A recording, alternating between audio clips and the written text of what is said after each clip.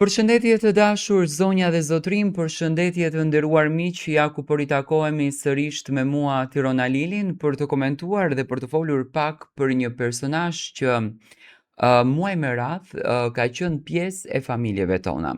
Do të flasim për divën e muzikës shqiptare, për artisten e nderuar, për krenarin e kombit ton, zonjën Parashjevi Simaku.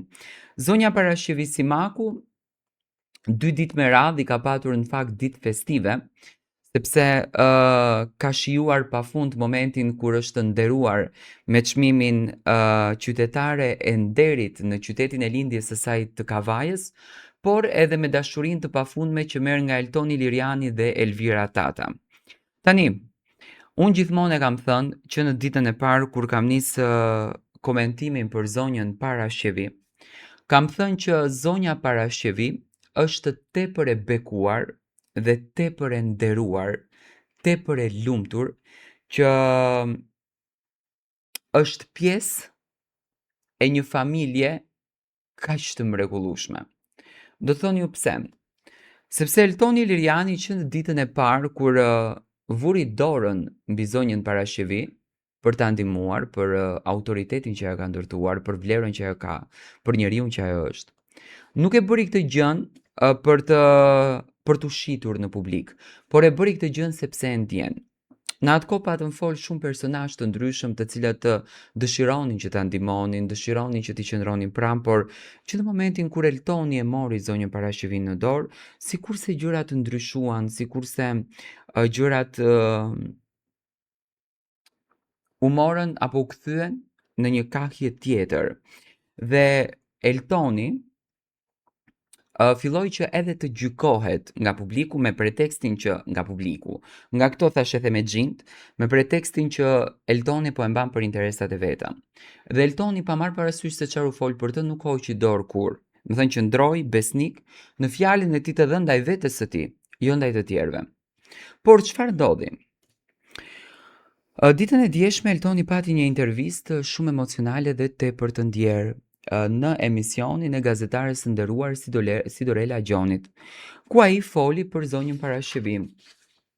Eltoni ka thënë që zonja Parashjevi ka ndenjur 10 vite në rrugë, deklarata domethënë shumë të forta, sepse Eltoni unë jam i bindur që nuk i tregon gjithçka se çfarë i ka thënë zonja Parashjevi, por i sigurt jam se historiku të cilin ja ka treguar është një historik që realisht edhe nëpër filma nuk e kemi dëgjuar. Ajo ishte haruar në rrugë për 10 vite me radhë, thot Eltoni Liriani.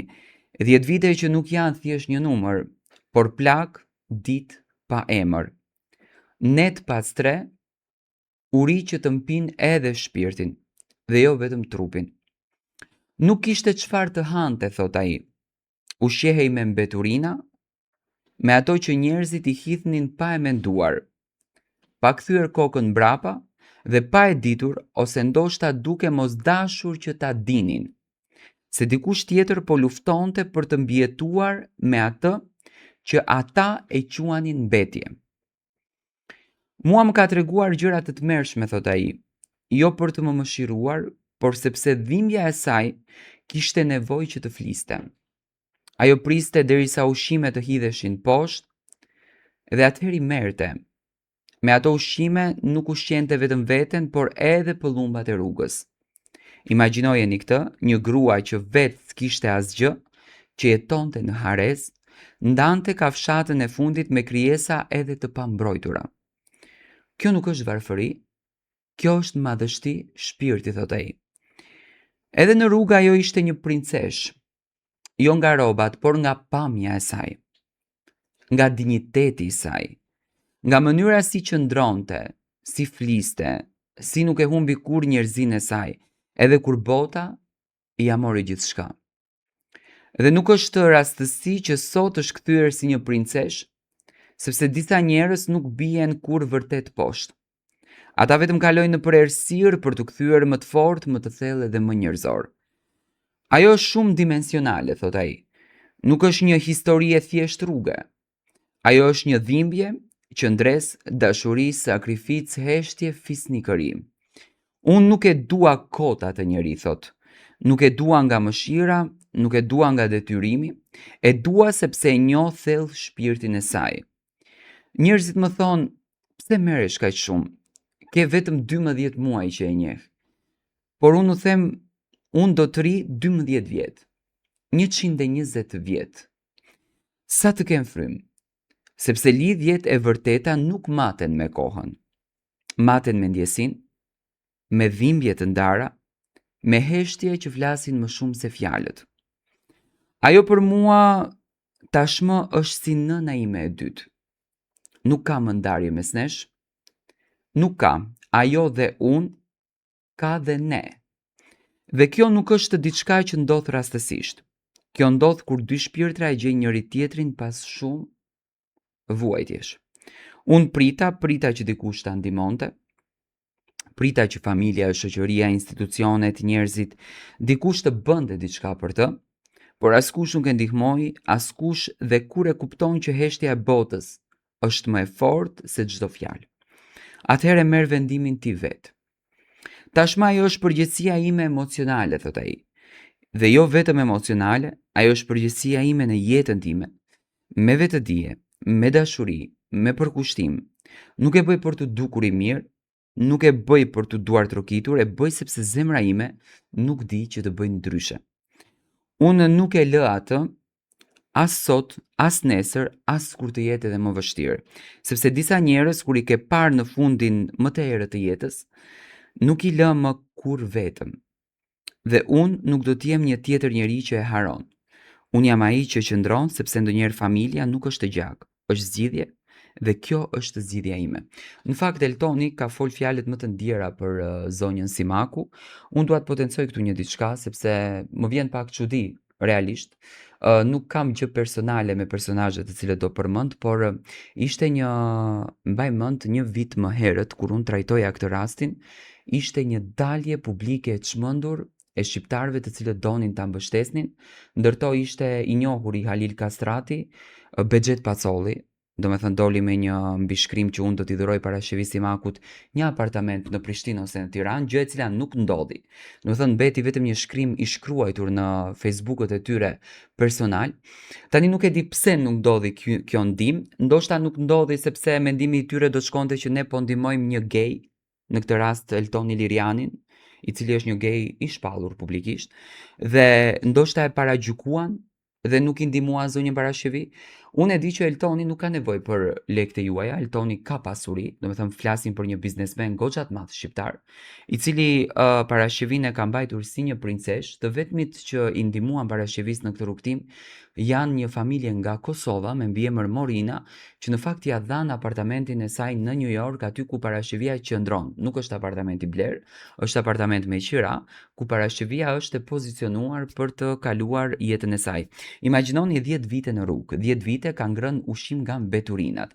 Tani 10 vite, kur doli rasti Parashevis, dolën shqiptarët e ashtu quajtur, duke thënë që ne kemi parë Parashevin, ka qenë ulur aty një cep, por askush nuk ka marrë masa që t'i ndihmon. Unë e di që Parashevia i ndjekën videot e mia, unë e di që Parashevia nuk ka qenë e sinqert në intervistën që e ka dhënë për Blendi Fevziun në televizionin Klan, edhe e di pse e ka bërë këtë gjë.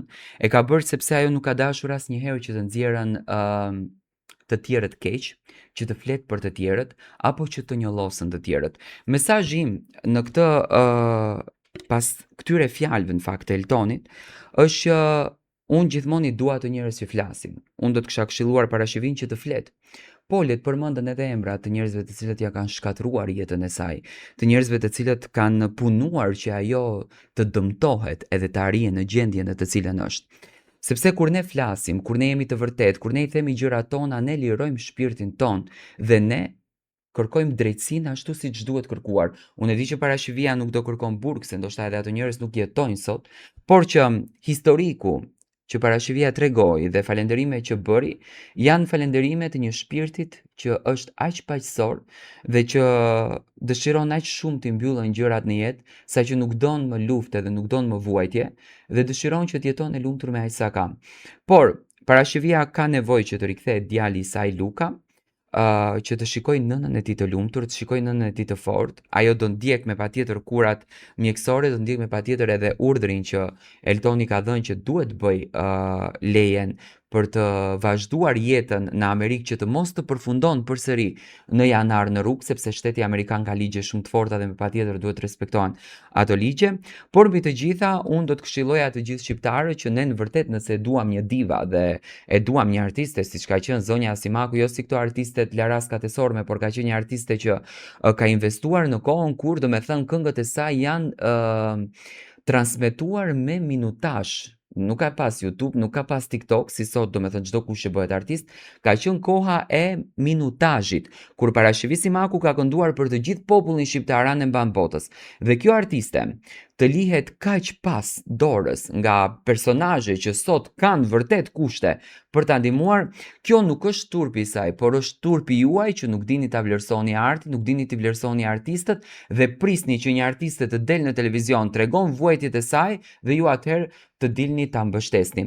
Parashivi Simaku mjaftoi që doli nga një media amerikane duke kërkuar ndihmë, kjo tregon gjithçka se çfarë ka kaluar ajo, por ne si popull duam t'i futemi tjetrit në krevat, t'ia kuptojmë të gjitha detajet për të arritur që ne ta ndihmojmë. Unë të përshëndes nga zemra, të uroj nga zemra të gjitha festat e fundvitit, unë e di që ti je një zemër e madhe i feston të gjitha dhe shpresoj që ti t'jesh e lumtur, ti ke dashurinë të cilën e ke marrur, ti ke një familje të vogël që të do dhe të respekton dhe të qëndron aq afër sa që ti nuk e ke iden, ne të duam shumë dhe do të mbështesim gjithmonë, do të flasim mirë për ty, ashtu siç ti në fakt e meriton.